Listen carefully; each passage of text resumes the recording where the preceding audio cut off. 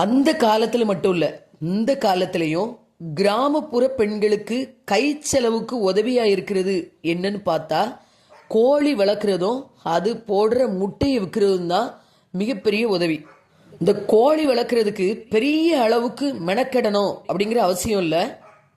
நம்ம வீட்டை சுற்றி செதறி கிடக்கிற உணவுகளே அதுக்கு போதுமானது. ரெண்டாவது, நம்ம தட்டெல்லாம் கழுவி போடுற அந்த மிச்சங்களே இந்த கோழிகளுக்கு போதும்.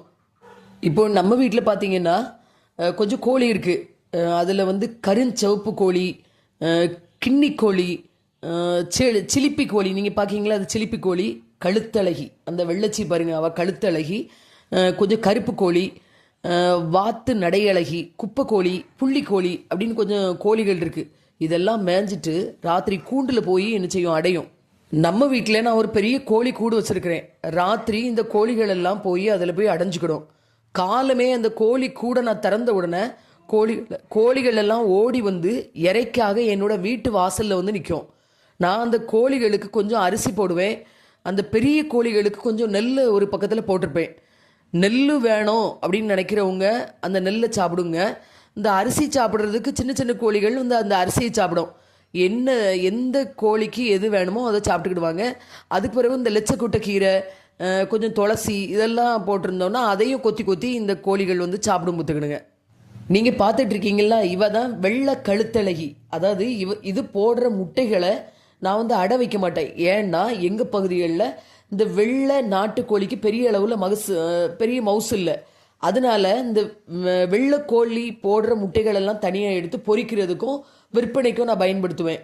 ஆனால் இந்த வெள்ளச்சிருக்கா பார்த்தீங்களா, இவ என்ன பண்ணிட்டா அப்படின்னா, முட்டை விடுறது இடம் எதுனே எனக்கு தெரியாமல் போச்சு. முட்டை விட்ட உடனே கெக்கரிச்சிட்டு வருவா. நானும் எல்லா இடத்துலையும் தேடி பார்த்தேன், எந்த இடத்துல முட்டை விட்டா அப்படிங்கிறதே கண்டுபிடிக்க முடியல. ஆனால் ஒரு காலகட்டத்தில் இதை காணுமே அப்படின்னு தேடிட்டே அலையும் போது இது தானே முட்டை விட்டு அதில் படுத்து கிடந்தது. அதில் பார்த்தா ஒரு 9 முட்டை இருந்தது. சரி, இந்த தாய் உள்ளம் கேட்கல, சரி இதுவும் தாய்மை இடையட்டும் அப்படின்னு நினச்சி அதை அப்படியே என்ன செஞ்சுட்டேன், போட்டுட்டேன். ஒரு காலகட்டத்தில் அந்த 21 22 நாளுக்கு அப்புறம் அந்த முட்டையிலேருந்து குஞ்சுகள் வெளியே வர ஆரம்பிச்சது.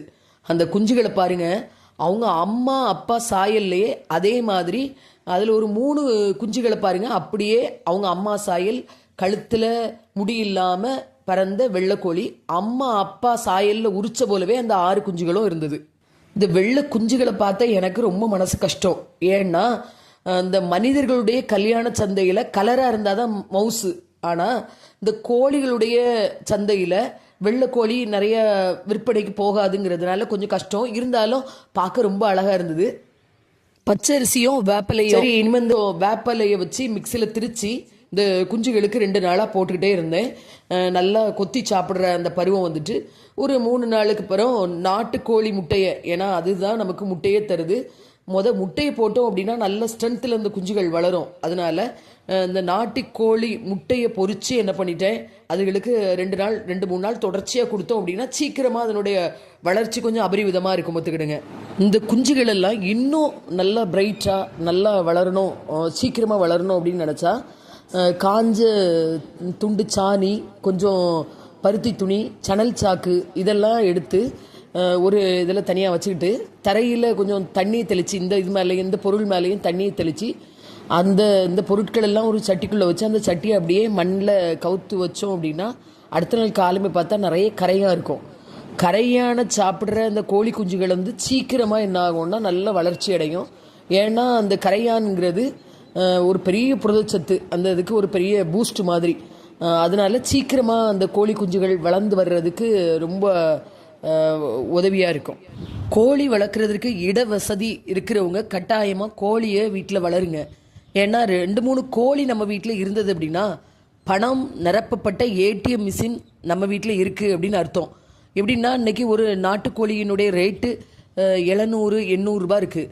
தீபாவளி செலவு வருது, திடீர்னு ஒரு 10 கோழியை விற்றோன்னா ஒரு 7000-8000 கிடைக்கும். அதை வச்சு பிள்ளைகளுக்கு துணி எடுக்கலாம், வெடி வாங்கலாம், பலகாரம் சுடலாம், இப்படி எல்லா காரியங்களுக்கும் பயன்படுத்திக்கிடலாம். அதனால் கட்டாயமாக இட வசதி இருக்கிறவங்க கோழியை வளருங்க. வாழ்க்கையில் வருமானத்தை பெருக்கும் போது தான் இந்த வாழ்க்கையை நம்ம நல்லா சந்தோஷமாக அனுபவிக்க முடியும். வாழ்க வளமுடன்.